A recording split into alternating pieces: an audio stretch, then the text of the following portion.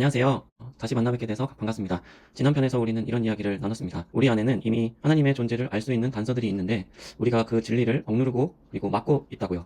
오늘은 그 억누름이 실제 우리 삶에서 어떤 결과로 나타나는지를 살펴보겠습니다. 본문은 로마서 1장 21절부터 32절입니다. 먼저 21절과 22절입니다. 하나님을 알되 하나님을 영화롭게도 아니하며 감사하지도 아니하고 오히려 그 생각이 허망하여지며 미련한 마음이 어두워졌나니 스스로 지혜 있다 하나 어리석게 되어.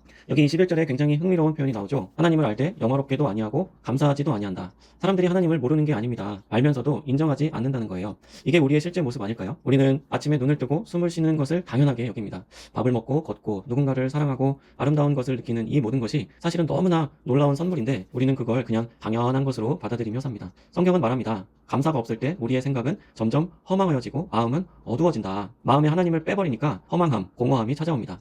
어떠신가요? 하루의 일을 마치시고 숨을 돌리면 이내 찾아오는 공허함을 TV나 유튜브로 아니면 취미생활로 채워보려고 하지만 잘 채워지시나요? 22절과 23절이 참 날카롭습니다. 스스로 지혜 있다 하나 어리석게 되어 썩어질 사람과 새와 짐승과 기어다니는 동물 모양의 우상으로 바꾸었느니라.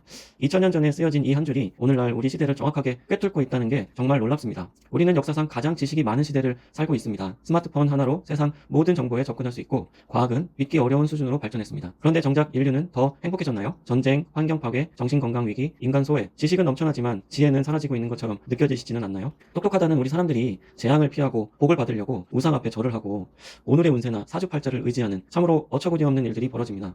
성경은 이것들을 오래전에 예고하고 있었어요. 하나님을 인정하지 않으면 아무리 똑똑해져도 결국엔 사람의 근본적인 방향을 잃어버리게 된다. 마치 나침반 없이 광활한 바다를 항해하는 것처럼요. 24절부터는 조금 충격적인 표현이 나옵니다. 하나님께서 그들을 마음의 정욕대로 더러움에 내버려 두사. 여기 내버려 두셨다는 표현이 24절, 26절, 28절에 3번이나 반복됩니다. 여기서 잠깐 생각해 보실 것이 있어요. 하나님이 진노하신다고 하면 우리는 흔히 어떤 재앙이나 벌을 생각하잖아요. 그런데 성경이 말하는 하나님의 가장 심각한 심판은 따로 있습니다. 그것은 바로 내버려 두심입니다. 부모님을 생각해 보시면 이해가 쉬울 거예요. 자녀가 잘못된 길을 가려 할 때 말리고 설득하고 때로는 혼도 내면서 다른 방향으로 이끌려고 하겠죠. 그런데 자녀가 계속해서 그 사랑을 거부하고 내 인생 내가 알아서 할 테니까 제발 좀 놔두세요. 간섭하지 마세요. 라고 계속 거부한다면 어떻게 될까요? 어떤 부모도 자녀의 자유의지를 영원히 막을 수는 없잖아요. 어쩔 수 없이 원하는 대로 가보도록 내버려 두게 되는 순간이 오는 것이죠. 그리고 그 결과는 자녀 스스로가 감당을 해야 됩니다. 성경에서 말하는 내버려 두심이 이와 비슷할 것입니다. 하나님께서 계속해서 말씀하시지만 하나님을 밀어내고 진리를 계속해서 막을 때 하나님은 내버려 두십니다. 그리고 그 결과가 26절 이후에 등장합니다. 26절과 27절에 읽어보시면 동성 간의 욕망이 언급되고 있고 28절 이후에는 더 긴 죄의 목록이 나옵니다. 모든 불의, 추악, 탐욕, 악의, 시기, 살인, 분쟁, 사기, 악독, 수군거림, 비방, 교만, 자랑, 부모를 거역함, 무정함, 무자비함. 이 목록들을 읽으시면서 어떤 생각이 드시나요? 이것들이 오늘 우리가 뉴스에서 보는 범죄 사건들과 너무나 닮아있지 않습니까? 뉴스까지 갈 것 없이 내 주변에서 항상 있는 내가 매일 만들어내고 있는 죄의 열매들이 아닌가요? 성경이 이것들을 나열하는 이유는 이 죄들 하나하나를 정죄하거나 비난하기 위해서가 아닙니다. 오히려 그 반대입니다. 이 모든 것들의 뿌리가 하나라는 걸 보여주기 위해서입니다. 바로 마음에 하나님 두기를 싫어하는 것. 28절에 있는 대로요. 쉽게 말하면 이렇습니다. 우리 마음은 비어있을 수가 없어요. 뭔가가 항상 그 자리를 채우고 있습니다. 돈, 명예, 인간관계, 쾌락, 성공.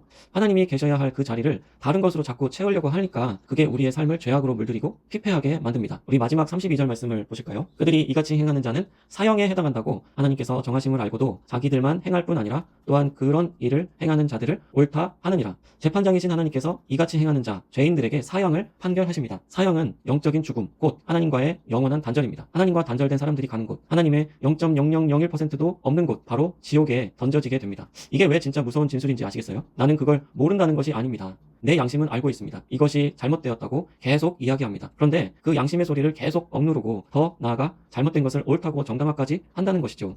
이것이 인간이 스스로를 고칠 수 없는 이유입니다. 자신이 잘못됐다는 걸 인정하지 않으려고 하는 것, 오히려 그것을 합리화하려는 것, 이게 바로 죄의 본질적인 특성입니다.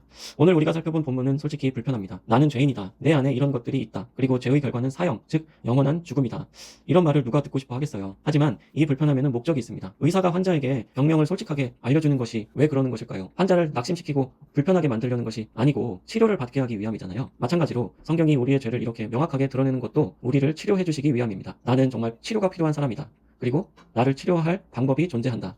이것이 바로 복음입니다. 내 힘으로는 절대로 채울 수 없는 그 빈자리, 내 힘으로는 절대로 고칠 수 없는 이 문제를 해결하기 위해서 하나님이 직접 이 땅에 오셨다는 것. 그것이 기독교의 핵심 메시지입니다. 오늘 이 말씀이 여러분께 불편함이 아니라 오히려 새로운 가능성을 여는 시작이 되었으면 좋겠습니다. 하나님을 마음에 두기 싫어하는 그 상태를 방치하지 마시고 진리를 더 이상 억누르지 마시고 내가 진정으로 복음이 필요한 사람임을 인정하시길 간절히 바랍니다. 오늘도 끝까지 들어주셔서 감사드립니다.